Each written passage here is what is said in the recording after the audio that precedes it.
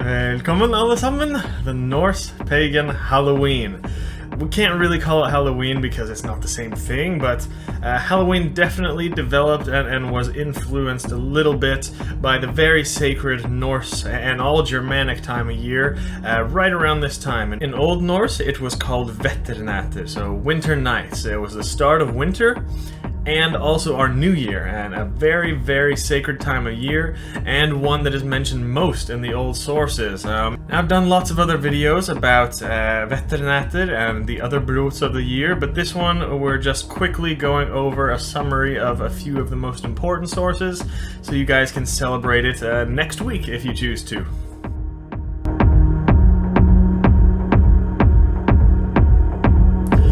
So first, let's get the date right.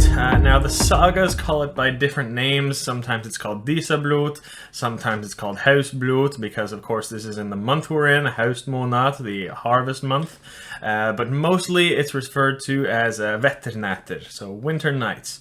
In Old English we actually have a source that calls it Vinterfyllet, and it had different names for sure all over the Germanic world, but it was the same date and same purpose and anywhere of the Germanic tribal areas.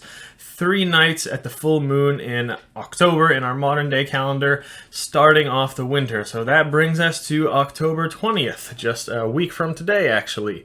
And this was a hell of a party. 3 nights, the whole country getting shit-faced, eating like pigs, feasting. Don't forget, right at this time is the harvest. All the crops, all the food has just been harvested, and many of the animals were about to be slaughtered at this time. Think about it, we didn't have freezers and refrigerators back then to preserve food like we do today. So now this is the time to eat as much as you can, put on some fat for the winter, because we're not sure how long all of the food is actually going to last in the winter. We can't preserve it like we do today. But this was also a very, very sacred time of year too, with important spiritual practices. The date, winter nights, is actually mentioned dozens of times in the sagas, but of course it's just mentioned kind of like as a big party or a marker of the time of year. But we do actually have a few sources that tell us what actually happened there. Of course, you know, pagan ceremonies and traditions and things like that would not have been allowed to be written down, but we do have a few things that we can learn about the spiritual nature of this day for the pagans. We can speak about the most famous and reliable source of all the Germanic peoples, Ynglinga saga. The blot at the start of the winter should be for a good year, so this is when they would do an animal sacrifice to the gods or spirits or whatever, as I will speak about in a minute, but it would be primarily done for good luck. This is what this sacrifice would be, good luck for the coming year, basically. Same thing is mentioned actually in St. Olav's saga.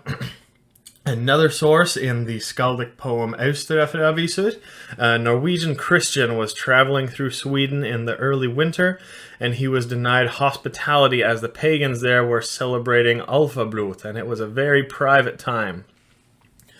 Another one in Gisli Sturluson's saga, here it's mentioned as a sacrifice to Freyr at the winter nights. I think Freyr was most likely sacrificed to at the midwinter for a good harvest. That's what's more associated with the god Freyr. But also in this source, it mentions too that it's reserved for close friends and family, like in Austrafiavisur as well. Then we have Viga Grum's saga. So here at this time, the Disablot was practiced actually in this source. So sacrifice to the Disir, the female spirits and goddesses. I think sacrifice to the Disir, that is more likely done in the spring. But at least in Iceland, in this source, it was done in the fall at winter nights time. So those are really the only sources we have that I'm aware of where we can learn something spiritual from it. But like I mentioned, it's spoken about many other times in the sagas, just not so much spiritual, religious, pagan information out of it. So my thoughts about these, elves are going to be the ones most likely to be focused on for Vetrnaetr, the ancestral spirits. In the Norse beliefs, They could give you protection and also good health. This is just like it's mentioned in the sources. The elves can also give you good luck. Haminga, this was what it was called in Norse beliefs. It basically meant like good luck and honor that could be passed down the family line through your ancestry. Also, good luck for the coming year is the original primary reason that this blot was practiced for all the Germanic peoples in very, very early times when Odin was living even. And really, when you think about it, all around the world, this specific time is closely associated with the dead and the ancestors. Cultures all over believe that the full moon in October, or late October, Halloween time, it makes the connection between us and the ancestral spirits closer, just at this specific time. So for me, if you ask how I practice Vetrnaetr, if I was back home in Norway, I would be going to one of the very ancient burial mounds nearby and leaving an offering, just like it was done in Kormak Saga, for healing and good health. I would also practice Utiseta and trying to connect with the ancestors there. This is most likely the time that Utiseta was done, and later it turned into Årsgang, which was traditionally practiced in folk times around the New Year and Christmas. But remember, right now is our New Year, right around Halloween time and this full moon next week. So Utiseta was probably a very popular thing to practice then. So if you are in Scandinavia or anywhere else with some burial mounds or ancient burial grounds, it might be something to try. Just be very, very careful because it can be dangerous. You will wake up whatever spirit it is of the mound you are sitting on, and that's most of the time not something you want to do.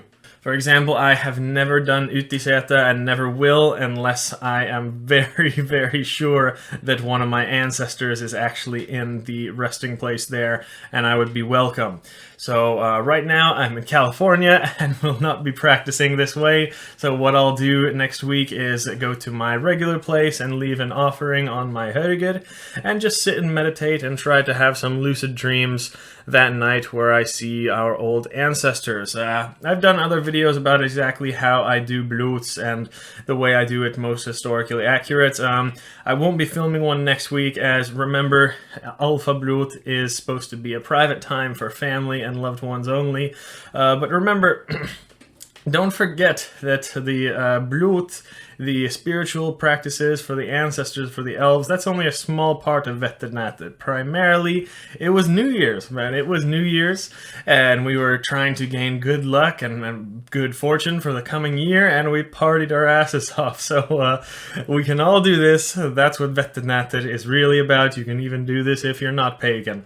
I will be going to a rave called Escape in California the weekend after. Halloween festival, and getting absolutely smashed. And any of you who are in the area nearby, I would definitely recommend it. That's one of my top 2 or 3 favorite festivals in the whole world, and we can meet up for some drinks if any of you are going. But yeah, those are the sources and how I practice my Vetrnaetr, the Norse version of Halloween. Hope you enjoyed. Let us know in the comments what you guys do. Vi ses nästa gång.